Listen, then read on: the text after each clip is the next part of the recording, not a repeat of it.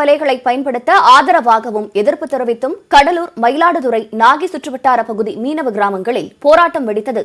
தள்ளுமுள்ளு, தீக்குளிப்பு முயற்சி, கடலில் இறங்கி போராட்டம், மோதல் என போர்க்களமானது.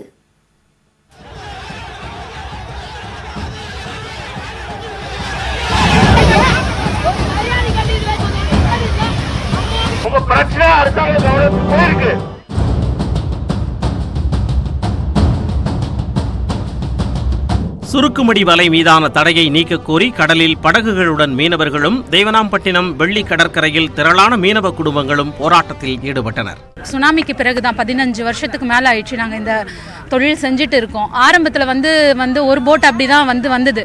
நீங்கள் அப்பயே இதை நிறுத்திருந்தீங்கன்னா நாங்கள் இவ்வளோ பெரிய இன்வெஸ்ட்மெண்ட் இதில் போட்டிருக்க மாட்டோம். எல்லாம் குறைஞ்சது 50 லட்சத்துல இருந்து அதிகபட்சம் 1.5 கோடி வரைக்கும் இதில் இன்வெஸ்ட் பண்ணியிருக்காங்க. மற்ற ஸ்டேட்லேயும் இருக்குது. குஜராத்தில் இருக்குது, மகாராஷ்டிராவில் இருக்குது, கோவாவில் இருக்குது, கேரளாவில் இருக்குது. அதிகாரிகள் பேச்சுவார்த்தை நடத்த வரவில்லை என கூறி சிலர் தீக்குளிக்க முயன்றதால் பரபரப்பு ஏற்பட்டது.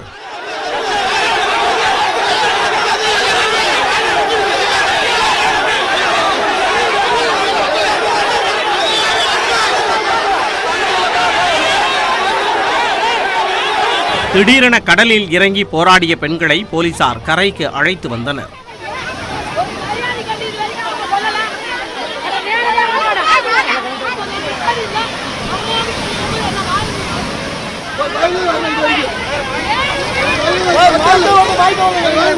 கோட்டாட்சியர், எஸ்பி உள்ளிட்டோரின் பேச்சுவார்த்தையை அடுத்து தேவனாம்பட்டினத்தில் 9 மணி நேரம் போராட்டம் வாபஸ் பெறப்பட்டது. சரியா, ஒண்ணு எனக்கு அந்த அதிகாரம் இல்ல, ரெண்டாவது உங்களை பாதுகாக்கிறது என்னோட பொறுப்பு. சரியா, அந்த பணியை நான் பண்ணலன்னா அந்த பணியில நான் ஃபெயில் ஆயிட்டேன்னு அர்த்தம். சரியா, இந்த 1 வருஷ காலம் எந்த பணியிலயும் இந்த மாவட்டத்துல நான் ஃபெயில் ஆகல. உங்க பிரச்சனை அரசாங்க கவனத்துக்கு போயிருக்கு. சரியா, அது எல்லாரும் பரிசீலனை பண்ணிட்டு இருக்காங்க. இதனால உங்க தலைவர் எல்லாம் கூட மீட்டிங் போட்டு இருக்காங்க. நாகை நம்பியார் நகர் மீனவர்கள் சுருக்குமடி வலை தடையை நீக்க கோரி தீக்குளிக்க முயன்றதால் போலீசாருக்கும் அவர்களுக்கும் இடையே தள்ளுமுள்ளு ஏற்பட்டது.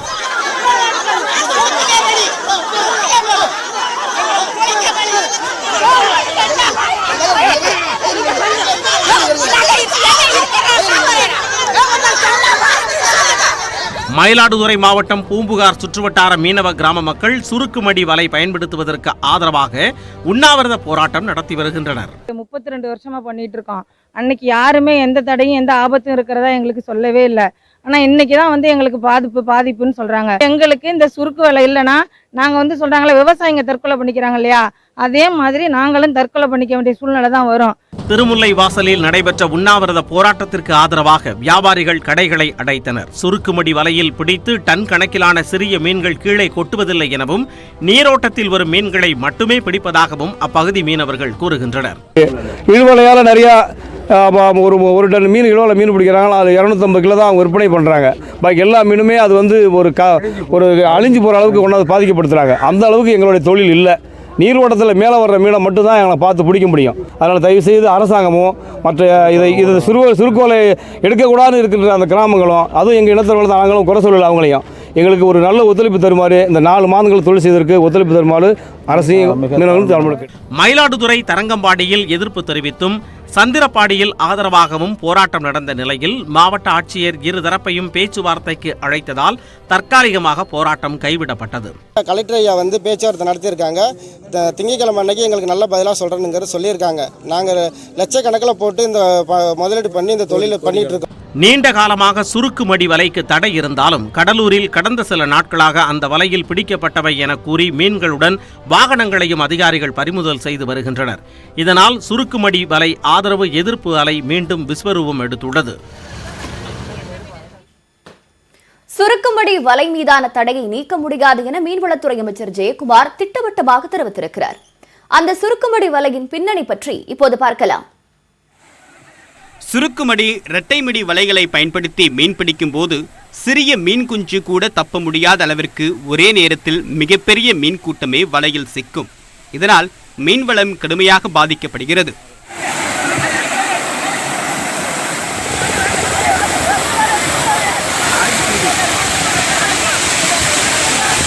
இதனை கருத்தில் கொண்டு கடந்த 2007ஆம் ஆண்டு தமிழக அரசு சுருக்குமடி வலை மீன்பிடிப்பிற்கு தடை விதித்தது. கடந்த 2018ஆம் ஆண்டு வழக்கு ஒன்றில் சென்னை உயர்நீதிமன்றமும் இந்த தடையை உறுதி செய்தது. இந்த சுருக்குமடி ரெட்டமடி பொறுத்தவரை அரசால் தடை செய்யப்படுது. அரசால் தடை செய்யப்படுதுன்னா கோர்ட்டே 2018 இல்லையா, 2018 ஒரு கேஸில் இது இந்த மடி ரெட்டமடி சுருக்குமடி யூஸ் பண்ணக்கூடாதுன்னு சொல்கிறேன். ஸோ யூஸ் பண்ணக்கூடாதுன்னு சொன்ன கோர்ட்டு உத்தரவை எப்படி நம்ம அமல்படுத்த முடியும்? அதுதான் பிரச்சனை. தடையை மீறி சுருக்குமடி வலையை பயன்படுத்தினால் தமிழ்நாடு கடல் மீன் பிடிப்பு ஒழுங்குபடுத்தும் சட்டம் 1983 கீழ் தகுந்த நடவடிக்கை மேற்கொள்ள முடியும். சுருக்குமடி வலையை பயன்படுத்துவோருக்கு அதிக லாபமும் மற்றவர்களுக்கு சொற்ப லாபமும் கிடைக்கும் நிலை இருந்தது. மீனவர் இனத்தை சாராத பெரு முதலாளிகளும் நவீன படகுகளை வாங்கி மீனவ தொழிலாளர்களை கொண்டு சுருக்குமடி வலை மீன்பிடிப்பில் ஈடுபடுவதாக எதிர்ப்பாளர்கள் குற்றம் சாட்டுகின்றனர். அரசு அதிகாரிகள் அவ்வப்போது நடவடிக்கை மேற்கொண்டு வந்தாலும் சுருக்குமடி வலை பயன்பாடு பல்லாண்டுகளாக தொடர்ந்து வருகிறது. சுருக்குமடி வலை பயன்படுத்தும் மீனவர்களும் மற்ற மீனவர்களும் மோதிக்கொள்ளும் நிகழ்வுகளும் தொடர்கதையாகின்றன. 2006 அரசாங்கம் நிப்பாட்டல 3 வருஷமா கூட்டு சொல்லிட்டு இருக்காங்க தானே. அதுக்கப்புறம் கூடுதலா புது போட்டியா வாங்கினீங்க, ஏன் அந்த காசு போட்டீங்க? சரியா, அவ்வளவுதான். இது யார் இப்ப 2000 என்ன தப்பு நடந்தது, 2006 என்ன நடந்தது, 14, 17, 18 என்ன நடந்தது பேசி பிரயோஜனம் இல்லை நான் சொல்றேன். இயற்கைக்கு உட்பட்டு நீடித்த நிலைத்த வளர்ச்சியை கணக்கில் கொண்டு தான் மீன் பிடிச்சிட்டு இருந்தோம். இது அழிவுகரமான உபகரணங்கள் அப்படிங்கிறது அரசுக்கு அன்றே தெரிந்தும் எங்களிடம் கொண்டு கொடுத்தீங்க. இதை தடை செஞ்சீங்கல்ல, அது முதல்ல நீங்கள் ஒழுங்காக மானிட்டர் பண்ணிருக்கலாம், கண்காணித்திருக்கலாம். அப்போவே வந்திருந்துச்சுன்னா இது இந்த சூழலுக்கு இன்னைக்கு உருவாகியிருக்க மாட்டோம். நாங்கள் இன்னைக்கு இந்த சூழலுக்கு கொண்டு வந்துட்டு எங்களை எதிரியாக நிறுத்துவதுங்கிறது உண்மையிலே அரசுடைய கொள்கைகளுடைய காரணம் தான். இந்நிலையில் கடலூர், மயிலாடுதுறை, நாகை உள்ளிட்ட மாவட்டங்களில் சுருக்குமடி வலை தடையை அதிகாரிகள் கடுமையாக்கியதால் போராட்டம் வெடித்துள்ளது. சுருக்குமடி வலை மீனவர்களும் அதற்கு எதிர்ப்பு தெரிவிக்கும் மீனவர்களும் என்று இருதரப்புமே தங்கள் வாழ்வாதாரத்தை பாதுகாக்க வேண்டும் என்று கோரிக்கை விடுத்து வருகின்றனர். தமிழகத்தில் கொரோனாவால் பாதிக்கப்பட்டோரின் எண்ணிக்கை 1,34,000 தாண்டி உள்ளது. தமிழகத்தில் கொரோனா தொற்று குறித்து சுகாதாரத்துறை வெளியிட்ட தினசரி செய்திக்குறிப்பில் இன்று 3,969 பேருக்கு தொற்று உறுதியானதாக தெரிவிக்கப்பட்டுள்ளது. மொத்த பாதிப்பு 1,34,226 அதிகரித்துள்ளது. சென்னையில் பாதிப்பு குறைந்து வரும் நிலையில் இன்று 1,185 பேர் பாதிக்கப்பட்டிருக்கிறார்கள். சென்னையில் 33 நாட்களுக்கு பிறகு 1,200க்கும் குறைவான பாதிப்பு உறுதியாகி உள்ளது. மொத்த பாதிப்பு 76,158 அதிகரித்துள்ளது. சென்னை தவிர்த்த பிற மாவட்டங்களில் தொடர்ந்து 10 நாட்களாக 2,000க்கும் அதிகமான பாதிப்புகள் உறுதியாகி வருகின்றன. நேற்று முன்தினம் மட்டும் பிற மாவட்டங்களின் பாதிப்பு 3,000 கடந்திருந்தது. திருவள்ளூர், மதுரை, தூத்துக்குடியில் தொடர்ந்து தொற்று அதிகரித்து வருகிறது. கொரோனாவால் இன்று ஒரே நாளில் 69 பேர் உயிரிழந்தனர். உயிரிழப்பு எண்ணிக்கை 1,898 அதிகரித்துள்ளது. சென்னையில் மட்டும் ஒரே நாளில் 26 பேர் உயிரிழந்துள்ளதால் அங்கு மொத்த உயிரிழப்பு எண்ணிக்கை 1,221 அதிகரித்துள்ளது. மேலும் இன்று 3,591 பேர் குணமடைந்ததன் மூலம் குணமடைந்து வீடு திரும்பியோர் எண்ணிக்கை 85,915 அதிகரித்துள்ளது. தமிழகத்தில் புதியதாக 36,628 பேரிடம் கொரோனா பரிசோதனை மேற்கொள்ளப்பட்டுள்ளது. இதுவரை மொத்தம் 15,09,009 பரிசோதனை மேற்கொள்ளப்பட்டுள்ளது.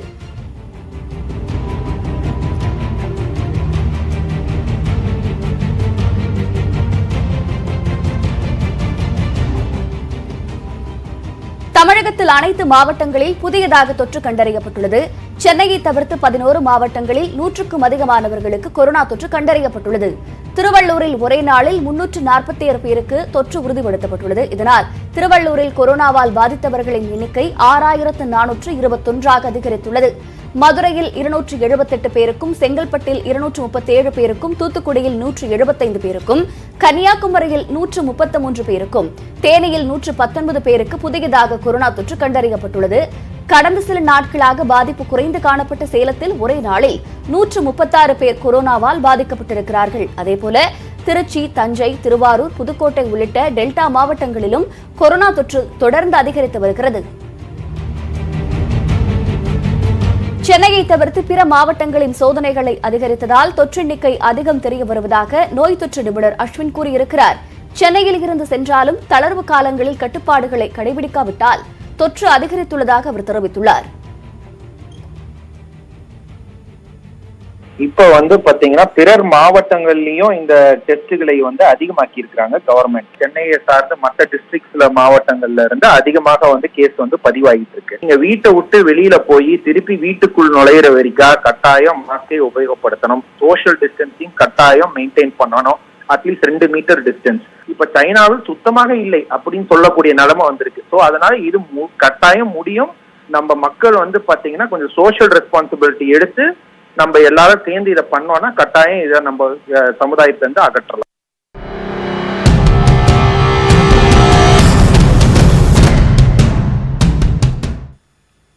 தமிழகத்தில் நாளை தளர்வுகளற்ற முழு ஊரடங்கு நடைமுறைப்படுத்தப்படுவதால் அத்தியாவசிய கடைகள் எதுவும் இயங்காது என அறிவிக்கப்பட்டுள்ளது.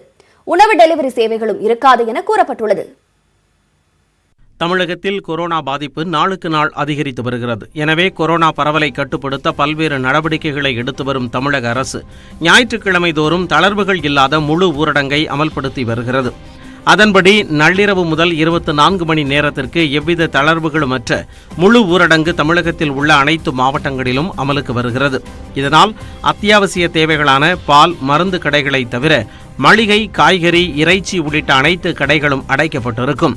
தமிழகம் முழுவதும் டாஸ்மாக் கடைகளும் அடைக்கப்படுவதோடு டீ கடைகள் மற்றும் ஹோட்டல்களும் மூடப்பட்டிருக்கும் என்பதால் ஸ்விக்கி, ஜொமேட்டோ போன்ற நிறுவனங்களில் உணவு டெலிவரி சேவை இருக்காது. அதேபோல் வாடகை கார், ஆட்டோ உள்ளிட்ட வாகனங்கள் எதுவும் இயங்க அனுமதி இல்லை. மேலும் வழிபாட்டு தலங்களும் மூடப்பட்டிருக்கும் என தமிழக அரசு அறிவித்துள்ளது. அனைத்து அலுவலகங்கள், ஜவுளி, நகைக்கடைகள், முடிதிருத்தும் கடைகள் மற்றும் அழகு சாதன கடைகளும் இயங்காது. மருத்துவமனைகள் அனைத்தும் இயங்குவதோடு அத்தியாவசிய தேவைகளில் ஈடுபடுவோருக்காக ஒரு சில பெட்ரோல் பங்குகள் மட்டும் செயல்படும் என அறிவிக்கப்பட்டுள்ளது. இந்நிலையில் புதுச்சேரியில் முழு ஊரடங்கு அமல்படுத்தப்படாது என முதலமைச்சர் நாராயணசாமி தெரிவித்துள்ளார். புதுச்சேரி மாநிலத்தில் வரும் ஞாயிற்றுக்கிழமை ஊரடங்கு முழு உத்தரவானது இருக்காது என்பதை நான் தெளிவுபட கூறிக்கொள்கிறேன். மேலும் முழு ஊரடங்கால் மட்டும் கொரோனா பரவலை கட்டுப்படுத்த முடியாது என்றும் முதலமைச்சர் நாராயணசாமி கூறியுள்ளார்.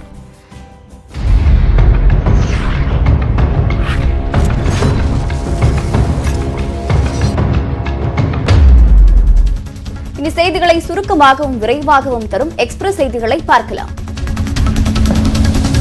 பொது இடங்களில் தனிமனித இடைவெளி மற்றும் சுகாதாரத்தை கடைபிடிக்க வேண்டும் என்று பிரதமர் மோடி வலியுறுத்தியுள்ளார். கொரோனா தடுப்பு நடவடிக்கைகள் குறித்து டெல்லியில் பிரதமர் மோடி தலைமையில் ஆலோசனைக் கூட்டம் நடைபெற்றது. இதில் மத்திய அமைச்சர்கள் அமித் ஷா, ஹர்ஷவர்தன், நிதி ஆயோக் உறுப்பினர்கள் மற்றும் அதிகாரிகள் கலந்து கொண்டனர். இதில் பேசிய பிரதமர் பொது இடங்களில் மக்கள் தனிமனித இடைவெளியை கடைபிடிப்பதை உறுதிப்படுத்த வேண்டும் என்றார். கொரோனா தடுப்பு விழிப்புணர்வு பணிகளை விரிவுபடுத்த வேண்டும் எனவும் குறிப்பிட்டார். டெல்லியில் மத்திய மாநில அரசுகள் இணைந்து செயல்பட்டு கொரோனாவை கட்டுக்குள் கொண்டு வந்துள்ளதாக பாராட்டு தெரிவித்த பிரதமர் இதேபோல் மற்ற மாநில அரசுகளுடனும் இணைந்து பணியாற்றி கொரோனாவை கட்டுப்படுத்த வேண்டும் என்று தெரிவித்தார். சிங்கப்பூர் பொதுத் தேர்தலில் வெற்றி பெற்ற அந்நாட்டு பிரதமர் லீ சீன் லூங்கிற்கு பிரதமர் மோடி வாழ்த்து தெரிவித்தார். கொரோனாவால் 100 ஆண்டுகளில் இல்லாத பொருளாதார மற்றும் சுகாதார நெருக்கடியை இந்தியா சந்தித்து வருவதாக ரிசர்வ் வங்கி ஆளுநர் சக்தி காந்ததாஸ் தெரிவித்துள்ளார். பாரத ஸ்டேட் வங்கியின் வங்கியியல் மற்றும் பொருளாதார மாநாட்டில் பேசிய அவர் கொரோனா பாதிப்பு முன்னெப்பொழுதும் இல்லாத அளவிற்கு உற்பத்தி, வேலை வாய்ப்பில் எதிர்மறையான விளைவுகளை ஏற்படுத்தியுள்ளதாக தெரிவித்தார். நிதி அமைப்பை பாதுகாக்கவும் பொருளாதார பாதிப்பை சரி செய்யவும் வங்கிகளுடன் இணைந்து ரிசர்வ் வங்கி பல நடவடிக்கைகள் எடுத்து வருவதாகவும் அவர் கூறினார். 2019 பிப்ரவரி முதல் கொரோனா தாக்கம் தொடங்கும் வரை ரெப்போ விகிதத்தை 135 அடிப்படை புள்ளிகள் குறைத்ததாக குறிப்பிட்ட சக்தி காந்ததாஸ் பொருளாதார வளர்ச்சியின் மந்த நிலையை சமாளிப்பதற்காக இந்த வட்டி குறைப்பு நடவடிக்கை மேற்கொள்ளப்பட்டதாகவும் தெரிவித்தார். கொரோனா பரவல் தடுப்பு பணிகள் உள்ளிட்ட முக்கிய விவகாரங்கள் தொடர்பாக ஆலோசிக்க தமிழக அமைச்சரவை கூட்டம் செவ்வாய்க்கிழமை நடைபெற உள்ளது. தலைமைச் செயலகத்தில் செவ்வாய்க்கிழமை மாலை 5 மணிக்கு முதலமைச்சர் எடப்பாடி பழனிசாமி தலைமையில் நடைபெறும் கூட்டத்தில் கொரோனா தொற்றை கட்டுப்படுத்துவதற்கான பணிகளை தீவிரப்படுத்துவது குறித்து ஆலோசிக்கப்பட உள்ளது. இதுபோன்று கல்லூரிகளில் இறுதி செமஸ்டர் தேர்வு நடத்துவது, பள்ளிகளை எப்பொழுது திறப்பது, தொலைக்காட்சி மூலம் மாணவர்களுக்கு வகுப்புகள் நடத்துவது, நிதி நெருக்கடியை சமாளிப்பது உள்ளிட்ட விவகாரங்களில் முக்கிய முடிவு எடுக்கப்படும் என்று எதிர்பார்க்கப்படுகிறது. ஆன்லைன் வழியாக பாடம் நடத்தினால் கண் பார்வை பாதிக்கப்படும் என்பதால் தொலைக்காட்சி வழியாக பாடம் நடத்த ஏற்பாடு செய்யப்பட்டுள்ளதாக அமைச்சர் செங்கோட்டையன் தெரிவித்துள்ளார். ஈரோடு மாவட்டம் தாசப்பகவுண்டபுதூரில் அமைச்சர் செங்கோட்டையன் முன்னிலையில் மாற்றுக் கட்சியினர் அதிமுகவில் இணையும் நிகழ்ச்சி நடைபெற்றது.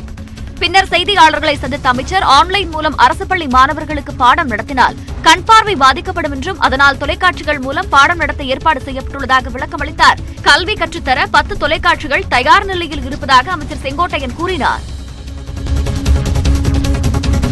கல்லூரி செமஸ்டர் தேர்வுகளை நடத்துவது குறித்து மாநில அரசுகளே முடிவெடுக்க அதிகாரம் வழங்க வேண்டும் என்று மத்திய அரசுக்கு முதலமைச்சர் எடப்பாடி பழனிசாமி கோரிக்கை விடுத்துள்ளார். மத்திய மனிதவள மேம்பாட்டுத்துறை அமைச்சர் ரமேஷ் பொக்ரியாலுக்கு அவர் எழுதிய கடிதத்தில் பல்கலைக்கழக மானியக்குழு வெளியிட்ட வழிகாட்டுதலின்படி செமஸ்டர் தேர்வுகளை நடத்துவதில் பல்வேறு சிக்கல்கள் உள்ளதாக குறிப்பிட்டுள்ளார். பல மாணவர்கள் வெளி மாவட்டங்கள், மாநிலங்கள், வெளிநாடுகளில் உள்ளதாகவும் ஆன்லைனில் தேர்வு நடத்துவது சாத்தியமில்லை என்றும் கூறியுள்ளார். கல்வி நிறுவனங்கள் கொரோனா தனிமைப்படுத்தும் மையங்களாக உள்ளதாகவும் அவர் குறிப்பிட்டுள்ளார். பல மாநிலங்கள் இறுதி செமஸ்டர் தேர்வுகளை நடத்துவதில்லை என முடிவெடுத்திருப்பதையும் முதலமைச்சர் சுட்டிக்காட்டியுள்ளார். திருவள்ளூர், காஞ்சிபுரம், சேலம், திருவண்ணாமலை உட்பட 11 மாவட்டங்களில் அடுத்த 24 மணி நேரத்தில் இடி மின்னலுடன் கனமழை பெய்ய வாய்ப்புள்ளதாக வானிலை ஆய்வு மையம் தெரிவித்துள்ளது. வானிலை ஆய்வு மையம் வெளியிட்டுள்ள அறிவிப்பில் வளிமண்டல மேலடுக்கு சுழற்சியால் அடுத்த 48 மணி நேரத்திற்கு கோவை, நீலகிரி, தருமபுரி, மதுரை உட்பட 10 மாவட்டங்களிலும் புதுவை, காரைக்காலிலும் ஒரு சில இடங்களில் மிதமான மழை பெய்யக்கூடும் என்று தெரிவிக்கப்பட்டுள்ளது. சென்னையை பொறுத்தவரை ஒரு சில பகுதிகளில் இடி மின்னலுடன் மிதமான மழை பெய்யக்கூடும் என்று கூறப்பட்டுள்ளது. வடக்கு அரபிக்கடல், கேரள கடலோர பகுதிகள், லட்சத்தீவு பகுதிகள், தென்மேற்கு மற்றும் மத்திய மேற்கு அரபிக்கடல், வடக்கு அந்தமான் கடல் பகுதிகளில் அடுத்த 4 நாட்களுக்கு சூறாவளி காற்று மணிக்கு 50 கிலோமீட்டர் வேகத்தில் வீசக்கூடும் என்பதால் இந்த பகுதிகளுக்கு மீனவர்கள் மீன்பிடிக்க செல்ல வேண்டாம் என்று வானிலை ஆய்வு மையம் அறிவுறுத்தியுள்ளது. சென்னை தலைமைச் செயலகத்தில் உள்ள அனைத்து அறைகளும் சுத்தம் செய்யப்பட்டு கிருமி நாசினி மருந்து தெளிக்கப்பட்டது. தலைமைச் செயலகத்தில் பணிபுரியும் ஊழியர்கள் ஏராளமானோருக்கு கொரோனா தொற்று ஏற்பட்டதை அடுத்து மாதந்தோறும் 2வது சனிக்கிழமைகளில் அலுவலகம் மூடப்பட்டு கிருமி நாசினி மருந்து தெளிக்கப்படும் என அறிவிக்கப்பட்டது. அதன்படி இந்த மாதத்தின் 2வது சனிக்கிழமையான இன்று தலைமைச் செயலகத்தில் உள்ள அனைத்து அறைகளிலும் மாநகராட்சி ஊழியர்கள் தூய்மை செய்து கிருமி நாசினி மருந்தை தெளித்தனர். சென்னை ராயபுரத்தில் 50 மீட்டர் தூரத்திற்கு சாலையில் திடீர் என விரிசல் ஏற்பட்டதால் பரபரப்பு ஏற்பட்டது. ராயபுரம் கொடிமரத்து சாலையில் கடலோர கப்பற்படை அலுவலகம் உள்ளது. இந்த அலுவலகம் எதிரே உள்ள சாலையில் பிற்பகலில் சுமார் 50 மீட்டர் தூரத்திற்கு விரிசல் ஏற்பட்டது. இதனை பார்த்து பொதுமக்கள் அதிர்ச்சி அடைந்தனர். தகவல் அறிந்து சம்பவ இடத்திற்கு வந்த குடிநீர் வாரிய அதிகாரிகள் விரிசல் ஏற்பட்ட இடத்திற்கு அருகே கழிவுநீர் தொட்டியில் ராட்சத இயந்திரம் மூலம் கழிவுநீர் தொட்டியில் திறந்தனர். கழிவுநீர் தொட்டியில் இருந்து அடிக்கடி நீர் வெளியே வருவதால் மண் அரிப்பு ஏற்பட்டு சாலையில் விரிசல் ஏற்பட்டிருக்கலாம் என அதிகாரிகள் தெரிவித்தனர். திருமழிசை தற்காலிக காய்கறி சந்தையில் மழைநீர் தேங்கி சேரும் சகதியுமாக காட்சியளிப்பதால் வியாபாரிகளும் மூட்டை தூக்கும் தொழிலாளர்களும் கடும் சிரமத்திற்கு ஆளாகியுள்ளனர். மேலும் சந்தைக்கு கொண்டுவரப்படும் காய்கறிகளை விற்பனை செய்வதற்குள் அது மழை நீரில் நனைந்து அழுகும் நிலை ஏற்பட்டுள்ளதாக வியாபாரிகள் கூறுகின்றனர். இதனால் நாள்தோறும் தங்களுக்கு பெருத்த இழப்பு ஏற்படுவதாகவும் வியாபாரிகள் தெரிவிக்கின்றனர். திருமழிசை சந்தையில் ஒரு பக்கம் சிமெண்ட் சாலை அமைக்கப்பட்டுள்ள நிலையில் மறுபுறம் மண் சாலை மட்டுமே அமைக்கப்பட்டுள்ளதால் சரக்கு வாகனங்கள் நெரிசலில் சிக்கித் தவிக்கும் நிலை ஏற்பட்டுள்ளது. சாலையை சீரமைக்க மாவட்ட நிர்வாகம் நடவடிக்கை எடுத்தாலும் தொடர் மழை காரணமாக தங்களது நிலை கேள்விக்குறியாகியுள்ளதாக வியாபாரிகள் தெரிவிக்கின்றனர். கொரோனா தொற்றிலிருந்து குணமடைந்து ஓய்வில் இருப்பதாக உயர்கல்வித்துறை அமைச்சர் KP அன்பழகன் தெரிவித்துள்ளார்.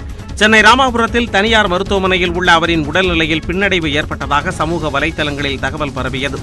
இது தொடர்பாக நியூஸ் 18 தொலைக்காட்சி அமைச்சரை தொடர்பு கொண்ட போது தாம் குணமடைந்து விட்டதாக கூறினார். வரும் 15ஆம் தேதி செய்தியாளர்களை சந்தித்து பொறியியல் கலந்தாய்வு தொடர்பான அறிவிப்பை வெளியிட உள்ளதாகவும் தெரிவித்தார்.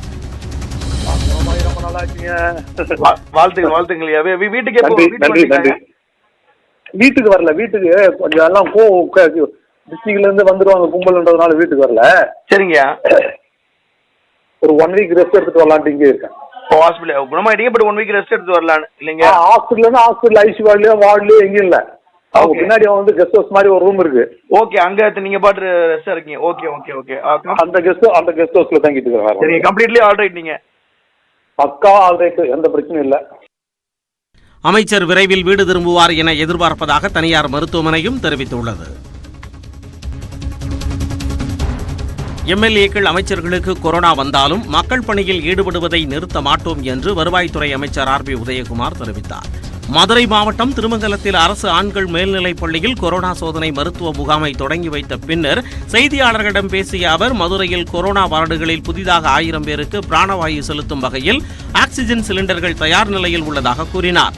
மக்களை பாதுகாக்கும் நடவடிக்கையை தமிழக அரசு சிறப்பாக மேற்கொண்டு வருவதாகவும் அமைச்சர் தெரிவித்தார்.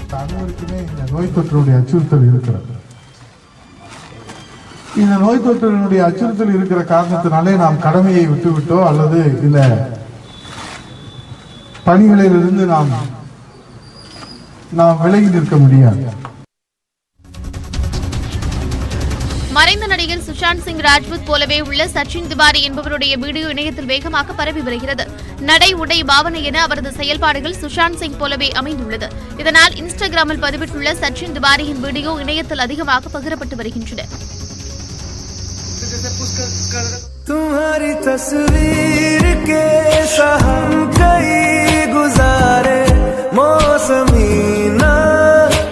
தொடர்ந்து மற்ற செய்திகளை பார்க்கலாம். சென்னை அருகே மணல்கொள்ளை விவகாரத்தில் துப்பாக்கிச்சூடு நடைபெற்றுள்ளது. திமுக எம்எல்ஏ துப்பாக்கியால் சுட்டதில் ரியல் எஸ்டேட் அதிபரின் உதவியாளர் காயமடைந்துள்ளார். சென்னை துறைப்பாக்கம் பகுதியைச் சேர்ந்த குமார் என்பவர் ரியல் எஸ்டேட் தொழில் செய்து வருகிறார். திருப்போரூர் அடுத்த செங்காடு பகுதியில் இவருக்கு சொந்தமான இடத்தில் இரவு நேரத்தில் மணல் கொள்ளை நடைபெற்று வருவதாக கூறும் குமார் அது தொடர்பாக திருப்போரூர் காவல் நிலையத்தில் புகார் கொடுத்திருக்கிறார். மீண்டும் செங்காட்டுக்கு தன்னுடைய இன்னோவா காரில் குமார் திரும்பி வரும்போது திருப்போரூர் திமுக எம்எல்ஏ இதயவர்மன், அவருடைய உறவினர் வசந்த் உள்ளிட்ட 10க்கும் மேற்பட்டவர்கள் காரை நோக்கி தாக்குதல் நடத்தியதாக குமார் குற்றம் சாட்டியுள்ளார். இதயவர்மன் உட்பட 3 பேர் உரிமம் பெறாத துப்பாக்கி கொண்டு சுட்டதாகவும் அதில் தன்னுடைய உதவியாளர் இமயம் என்பவர் படுகாயமடைந்து மருத்துவமனையில் அனுமதிக்கப்பட்டிருப்பதாக கூறியுள்ளார். மணல் கொள்ளை தொடர்பாக திமுக எம்எல்ஏ தொழிலதிபர் ஒருவர் மீது துப்பாக்கிச்சூடு நடத்தியது அதிர்ச்சி ஏற்படுத்தியுள்ளது. இதுகுறித்து திருப்போரூர் போலீசார் வழக்கு பதிவு செய்து விசாரணை மேற்கொண்டு வருகிறார்கள். சார், இப்போ இதயவர்மன் திருப்போரூர் எம்எல்ஏ அவரா? திருப்பூர் தொகுதி எம்எல்ஏ சார். Okay sir. மூணு பேர் சார். அவங்க வந்து இதயவர்மனோட அவங்க அத்தை பையன் வசந்த், அவனுக்கு கன் லைசன்ஸே இல்லை சார். சுடுறதுக்கு இதை கொடுக்கல சார். அதுக்கப்புறம் அவன் தம்பி நிர்மல் சார். 3 பேருமே காரை மடக்கி வந்து என் காரில் சுட்டாங்க சார். என் ஸ்டாஃப் ஒருத்தருக்கு முதுகுல புண்டு பாஞ்சிருச்சு சார். ஓகே. உங்களுக்கு இப்போ ஹாஸ்பிட்டலில் எனக்கு வந்து கார் உள்ளே வந்துச்சு சார். இப்போ நான் ஹாஸ்பிட்டல் அட்மிட் போயிட்டு இருக்கேன் சார். நேற்று பள்ளம் எடுத்துட்டாங்க. எங்கள் லேண்டில் நேற்று பள்ளம் போட்டாங்க சார். சரிங்க சார். பள்ளம் போட்டதை கேட்க போயிட்டு காலைல சிஎஸ்ஆர் கம்ப்ளைண்ட் கொடுத்து சிஎஸ்ஆர் போட்டு சைட்டுக்கு போனோம் சார். சரிங்க சார். போன இடத்துல வச்சு போயிட்டு நாங்கள் ரிட்டர்ன் வர சொல்ல காரை மடக்கி சுட்டானுங்க சார். யார் இருந்து சார்? அவர் எம்எல்ஏ இருந்தாரோ? சுட்டதே எம்எல்ஏ தான் சார். சுட்டதே சுட்டதே எம்எல்ஏ தானா? ஆமாம் சார். சுட்டதே எம்எல்ஏ, அவங்க தம்பி, அதுக்கப்புறம் அவங்க அத்தை பையன் சார் வசந்த். Okay okay. என் காரில் ஃபுல்லாக எவிடன்ஸ் இருக்குது சார். Okay okay okay. குண்டு பஞ்சனோட எவிடன்ஸ் இருக்குது சார். திண்டுக்கல், நாகை உள்ளிட்ட தமிழகத்தின் பல்வேறு பகுதிகளில் பரவலாக மழை பெய்துள்ளது. தமிழகத்தில் தென்மேற்கு பருவமழை தீவிரமடைந்து வருகிறது. இந்நிலையில் திண்டுக்கல் மற்றும் சுற்றுவட்டார பகுதிகளில் காலையில் இருந்து வெயில் வாட்டி வந்த நிலையில் மாலையில் கருமேகங்கள் சூழ்ந்து சுமார் 1 மணி நேரம் விடாமல் மழை பெய்துள்ளது. இதனால் சாலைகளில் மழைநீர் பெருக்கெடுத்தோடியது. ராஜகாப்பட்டி, செட்டிநாயக்கன்பட்டி, சென்னமநாயக்கம்பட்டி, கள்ளிப்பட்டி, சின்னாளப்பட்டி, செம்பட்டி, ஆத்தூர் ஆகிய பகுதிகளில் பரவலாக மழை பெய்துள்ளது. இதனால் இதமான சூழல் நிலவி வருகிறது.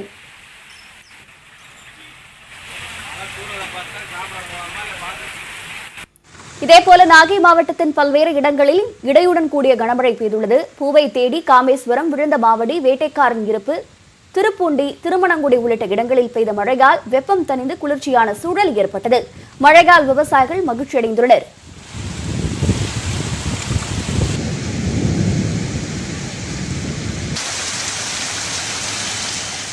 கடந்த சில நாட்களாக சிதம்பரம் மற்றும் சுற்று வட்டாரங்களில் வெயில் வாட்டி வந்தது. இந்நிலையில் மாலையில் மேகமூட்டத்துடன் சிதம்பரம், அண்ணாமலை நகர், புவனகிரி ஆகிய பகுதிகளில் அரை மணி நேரம் கனமழை பெய்தது.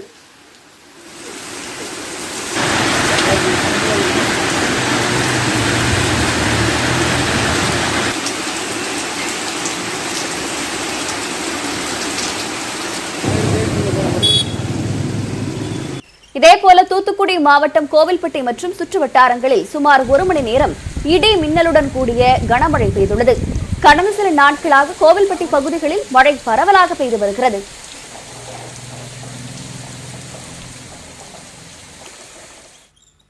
மூணு மாத காலமாக மழையே இல்லாமல் அடித்த வெயிலை பார்த்தீங்கன்னா தாங்க முடியாத வெயில். வீட்டை விட்டு வெளியில் வர முடியாது, காலை ரோட்டில் வைக்க முடியாது, அந்த அளவுக்கு வெயில் அடித்த ஊரில் இன்றைக்கி இந்த நாள் வந்து 4 மணி நேரம் இடி மின்னலோட நல்ல மழை. இன்றைக்கி ஒரு 2 மணி நேரம் நல்ல மழை. இந்த மழை பெஞ்சதுனால எல்லா ஏழை விவசாயிகளோ, பெரிய விவசாயிகளோ, நல்ல பொது ஜனங்களோ எல்லாம் இந்த மழையை பார்த்தோன்னா மகிழ்ச்சியோடு இருக்கும். அவ்வளோ வெக்க தாங்க முடியாமல் இருந்த ஊரில் இவ்வளோ மழை பெஞ்சிருக்குன்னா இது பெரிய பெரிய சந்தோஷம். சாத்தான்குளத்தில் கொல்லப்பட்ட ஜெயராஜ் அவருடைய மகன் பென்னிக்ஸ் வீடுகளில் 7 மணி நேரம் சிபிஐ அதிகாரிகள் விசாரணை மேற்கொண்டனர்.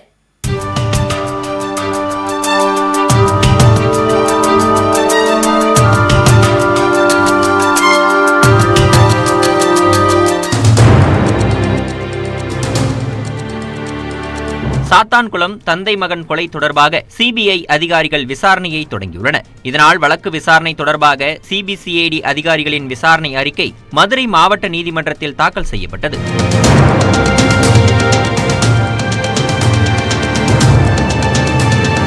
அதில் ஜெயராஜ் பென்னிக்ஸ் கடைப்பகுதி மற்றும் சாத்தான்குளம் மருத்துவமனையில் கைப்பற்றப்பட்ட சிசிடிவி வீடியோ பதிவுகள் சமர்ப்பிக்கப்பட்டுள்ளன. காவல் நிலைய சிசிடிவி காட்சிகளை பெறுவதற்கான முயற்சிகளை செய்து வருவதாகவும் சிபிசிஐடி தரப்பில் தெரிவிக்கப்பட்டுள்ளது. அது மட்டுமின்றி காவல் நிலையம், லத்தி மற்றும் கைதி அறையில் 18 இடங்களில் இரத்தக்கரை இருந்ததாகவும் சிபிசிஐடி தெரிவித்துள்ளது.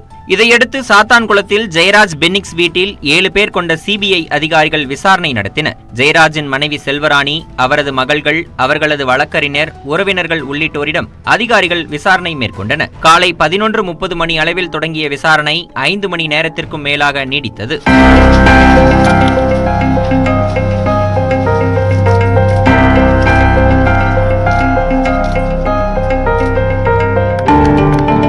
பிற்பகலுக்கு பிறகு 3 பேர் கொண்ட குழு சாத்தான்குளம் மருத்துவமனையில் விசாரணையை தொடங்கின. ஜெயராஜ், பென்னிக்ஸ் ஆகியோருக்கு மருத்துவ சான்றிதழ் அளித்த வெண்ணிலா மருத்துவ விடுப்பில் உள்ள நிலையில் அங்குள்ள தலைமை மருத்துவர் ஆர்த்திகுமார் உள்ளிட்டோரிடம் விசாரணை நடைபெற்றது. முன்னதாக நெல்லை சுற்றுலா மாளிகையில் தங்கியிருக்கும் சிபிஐ அதிகாரிகளை சந்தித்த சிபிசிஐடி டிஎஸ்பி அனில்குமார் வழக்கு தொடர்பான மேலும் சில ஆவணங்களை வழங்கினார். அதோடு ஆவணங்கள் தொடர்பான சந்தேகங்களுக்கும் அவர் விளக்கம் அளித்துவிட்டு புறப்பட்டார். இந்த நிலையில் கோவில்பட்டி கிளைச்சிறையில் நீதிபதி பாரதிதாசன் மீண்டும் விசாரணை நடத்தினார். ஜெயராஜ், பென்னிக்ஸ் இருந்த சிறையில் பிற கைதிகளிடம் தனித்தனியே விசாரணை நடைபெற்றது. இருவருக்கும் காயங்கள் இருந்தனவா, அவர்களுடைய மனநிலை எப்படி இருந்தது என்பது குறித்த கேள்விகள் எழுப்பப்பட்டதாக தெரிகிறது. காவல்துறையினர் தாக்குதல் குறித்து இருவரும் தகவல் தெரிவித்தனரா அல்லது சிறையில் ஏதேனும் தொந்தரவு அளிக்கப்பட்டதா என்ற கோணத்திலும் விசாரணை நடைபெற்றது.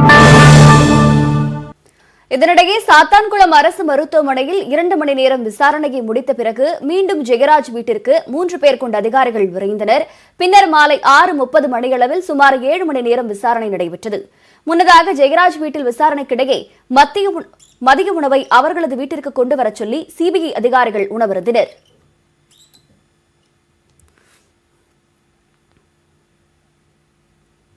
ஆப்பிள் நிறுவனத்திற்கு உதிரி பாகங்களை தயாரித்து வழங்கும் பாக்ஸ்கான் நிறுவனம் ஸ்ரீபெரும்புத்தூரில் உள்ள ஆலையில் 7500 கோடி ரூபாய் முதலீடு செய்ய உள்ளது.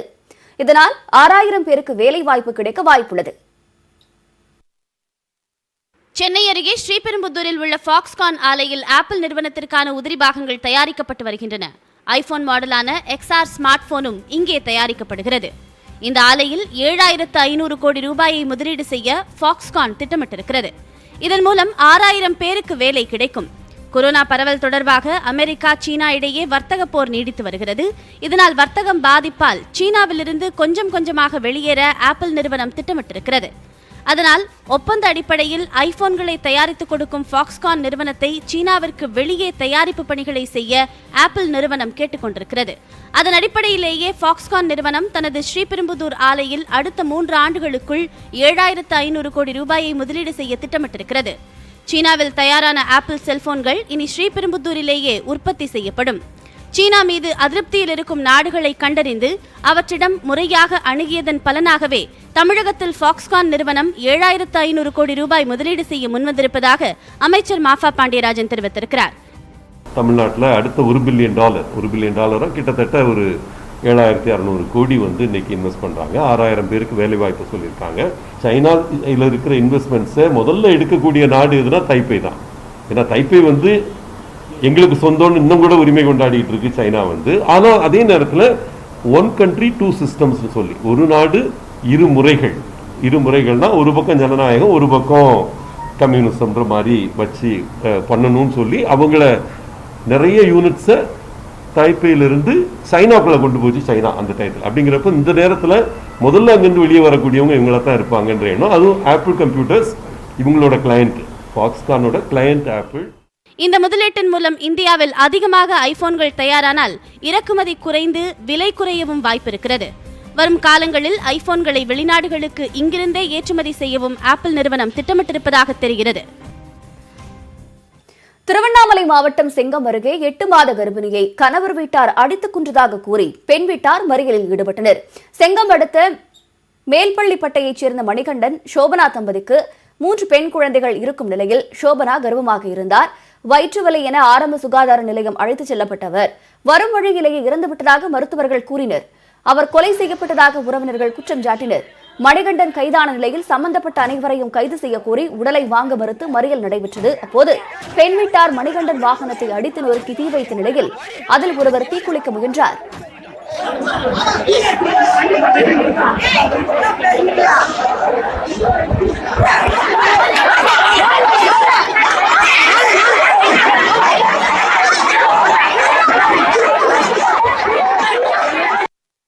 கொலை செய்யறதுக்கு முன்னாடி தப்பிக்கிறதுக்கு அந்த காலெல்லாம் சேராகி போய் அந்த கால் உருட்டெல்லாம் அந்த கொல்லிலே விழுந்து கிடக்குது. அந்த பொண்ணு துரத்தி அடிச்சு கைத்தாளை இறுக்கி கொலை செஞ்சுக்கிறாங்க. எங்களுக்கு நியாயம் கிடைக்க வரும் நாங்கள் போராடுவோம்.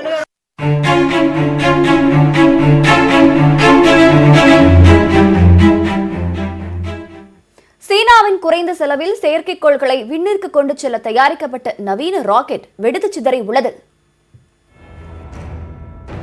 விண்வெளியில் செயற்கைக்கோளை நிலைநிறுத்த இந்த ஆண்டு மட்டும் 18 ராக்கெட்டுகளை சீனா ஏவியிருந்தது. அதில் லாங் மார்ச் 7A மற்றும் லாங் மார்ச் 3B என்ற 2 ராக்கெட்டுகளை வெற்றிகரமாக ஏவும் முயற்சி தோல்வியில் முடிந்திருந்தது.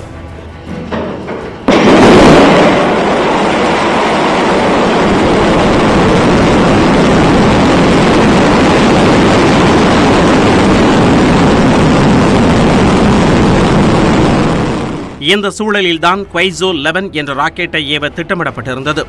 இந்த ராக்கெட் 2015ஆம் ஆண்டே வடிவமைக்கப்பட்டது என்ற போதும் அதனை விண்ணில் ஏவுவது பல காரணங்களால் 3 முறை தள்ளி வைக்கப்பட்டது. இறுதியாக வடமேற்கில் உள்ள ஜிகுவான் செயற்கைக்கோள் ஏவுதளத்தில் இருந்து வெள்ளிக்கிழமை விண்ணில் செலுத்த திட்டமிடப்பட்டிருந்தது. குவைசோ என்றால் வேகமான கப்பல் என்று பெயர். இந்த வகையில் இதற்கு முன்பு தயாரிக்கப்பட்ட 12 ராக்கெட்டுகள் வெற்றிகரமாக ஏவப்பட்டிருந்தன. செயற்கைக்கோளை விண்ணில் ஏவ குறைந்த செலவே ஆகும் என்பதுதான் குவைசோ 11 ராக்கெட்டின் தனி சிறப்பு. அதாவது கிலோ ஒன்றுக்கு 3,75,000 ரூபாய் தான் செலவாகும் என்பதால் தான் இது கருதப்பட்டது.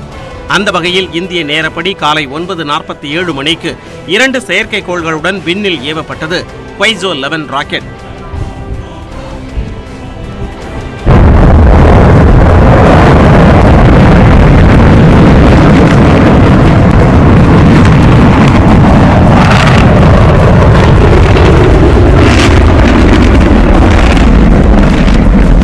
முதல் நிமிடத்தில் எந்த பிரச்சனையும் இன்றி விண்ணில் சென்றது. அதற்கடுத்த நிமிடத்தில் கட்டுப்பாட்டை இழந்த ராக்கெட் வெடித்து சிதறியது.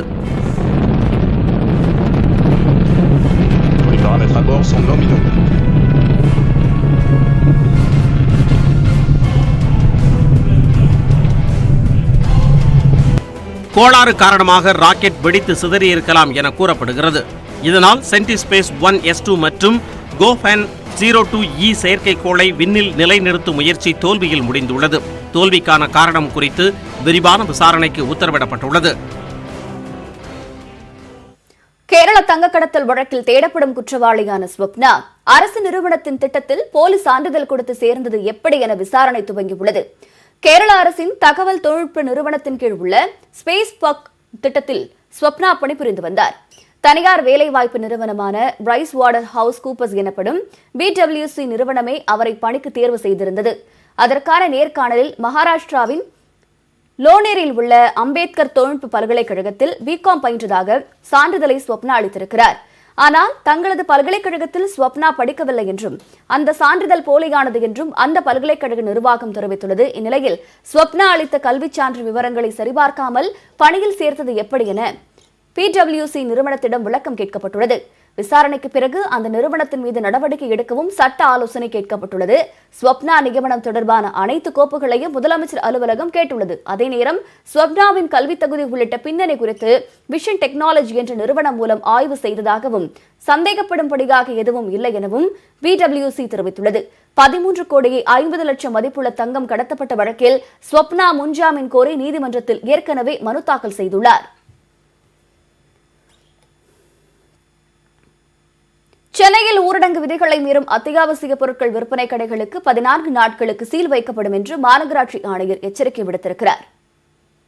இதுகுறித்து பெருநகர சென்னை மாநகராட்சி ஆணையம் பிரகாஷ் வெளியிட்டுள்ள அறிக்கையில், மாநகராட்சி எல்லைக்குட்பட்ட பகுதிகளில் உள்ள காய்கறி மளிகை கடைகள், இறைச்சி, மீன் அங்காடிகளில் கொரோனா வைரஸ் பரவலை தடுக்கும் வகையில் பாதுகாப்பு வழிமுறைகளை கடைபிடிப்பதை உறுதி செய்ய கோட்ட உதவி பொறியாளர் தலைமையில் 81 சந்தை ஒழுங்குபடுத்தும் குழுக்களும் வட்டாட்சியர்கள் தலைமையில் 32 கண்காணிப்பு குழுக்களும் அமைக்கப்பட்டிருப்பதாக தெரிவித்துள்ளார். இந்த குழுக்கள் கடைகள், சந்தை பகுதிகளில் முறையாக தனிமனித இடைவெளி பின்பற்றப்படுகிறதா, கடைகளில் பணிபுரிவோர் மற்றும் வாடிக்கையாளர்கள் முகக்கவசம் அணிந்திருக்கிறார்களா, கடைகளில் கிருமி நாசினி வைக்கப்பட்டுள்ளதா என்பது குறித்து கண்காணிக்கும் என குறிப்பிடப்பட்டுள்ளது. மேலும் இந்த குழுக்கள் தங்கள் வட்டத்திற்குட்பட்ட பகுதிகளில் உள்ள கடைகள் மற்றும் மார்க்கெட்டுகளை கண்காணித்து ஊரடங்கு விதிமீறல் நடந்திருந்தால் அபராதத்துடன் 14 நாட்கள் மூடி சீல் வைக்க நடவடிக்கை எடுக்கப்படும் என மாநகராட்சி ஆணையர் பிரகாஷ் எச்சரிக்கை விடுத்துள்ளார். அத்துடன் அனைத்து மார்க்கெட் பகுதிகளிலும் CCTV கேமரா பொருத்தப்பட்டு அருகில் உள்ள காவல் நிலையத்தில் இருந்து கண்காணிக்கப்படும் எனவும் தெரிவித்துள்ளார்.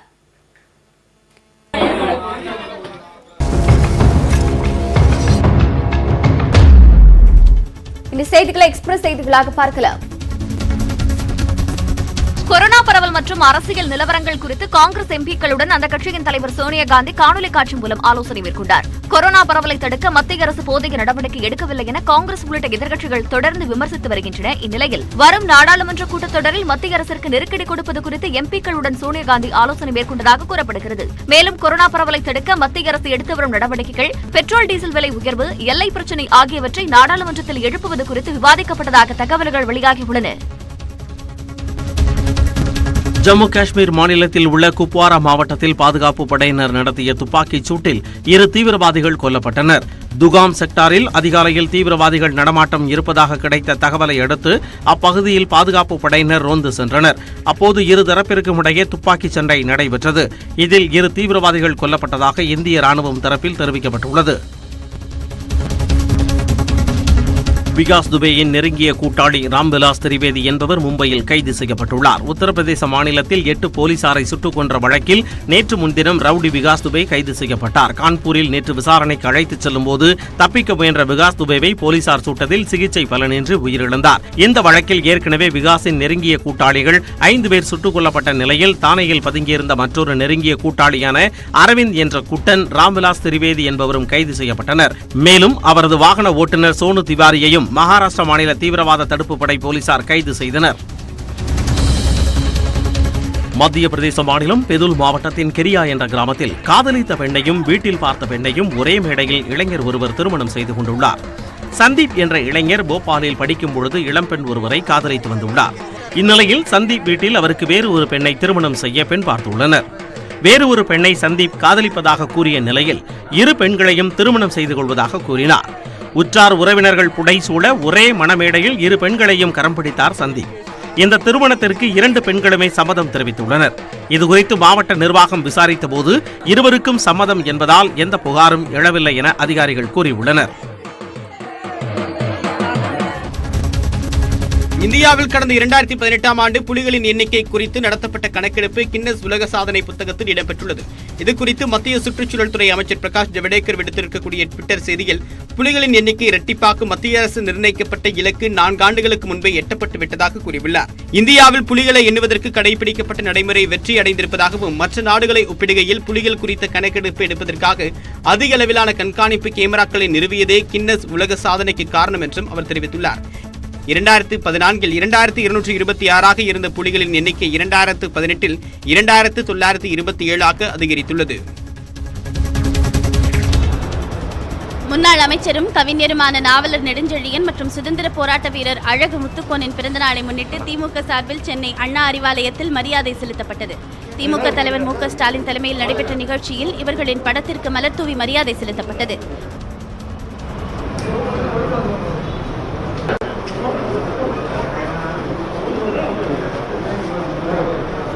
இதையடுத்து திமுக எம்பிக்கள் கனிமொழி, தயாநிதி மாறன் உட்பட எம்எல்ஏக்கள், கட்சி நிர்வாகிகள் மரியாதை செலுத்தினர். நாவலர் நெடுஞ்செழியனின் பிறந்தநாளை அரசு விழாவாக கொண்டாடப்படும் என்று தமிழக அரசு நேற்று அறிவித்திருந்தது. அத்துடன் சென்னை சேப்பாக்கம் அரசு விருந்தினர் மாளிகையில் வெண்கலத்திலான அவரது முழு உருவ சிலை அமைக்கப்படும் என்றும் தெரிவித்திருக்கிறது.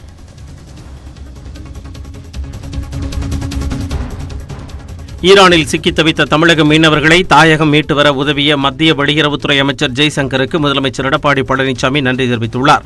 இது தொடர்பாக ஜெய்சங்கருக்கு அவர் எழுதியுள்ள கடிதத்தில், ஈரானில் தவிக்கும் தமிழக மீனவர்களை அழைத்து வர தாம் விடுத்த கோரிக்கையை ஏற்று 681 மீனவர்களை கப்பல் மூலம் கடந்த 1ஆம் தேதி தாயகம் அழைத்து வந்ததற்கு நன்றி தெரிவிப்பதாக குறிப்பிட்டுள்ளார்.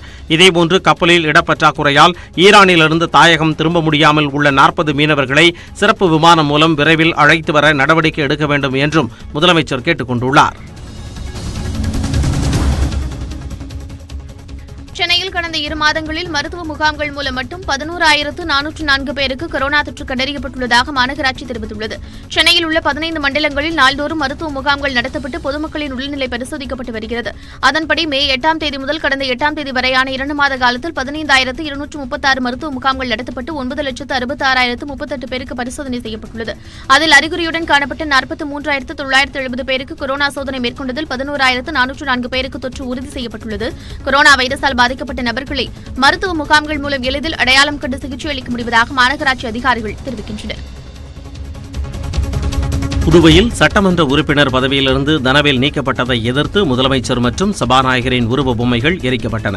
பாகூர் தொகுதியின் காங்கிரஸ் எம்எல்ஏவான தனவேல் அரசுக்கு எதிராக செயல்பட்டதாக கூறி அவரின் சட்டமன்ற உறுப்பினர் பதவி பறிக்கப்பட்டது. இதனால் ஆத்திரமடைந்த அவரின் ஆதரவாளர்கள் வில்லியனூரில் முதல்வர் நாராயணசாமி மற்றும் சபாநாயகர் சிவக்கொழுந்து ஆகியோரது உருவ பொம்மைகளை எரித்தனர்.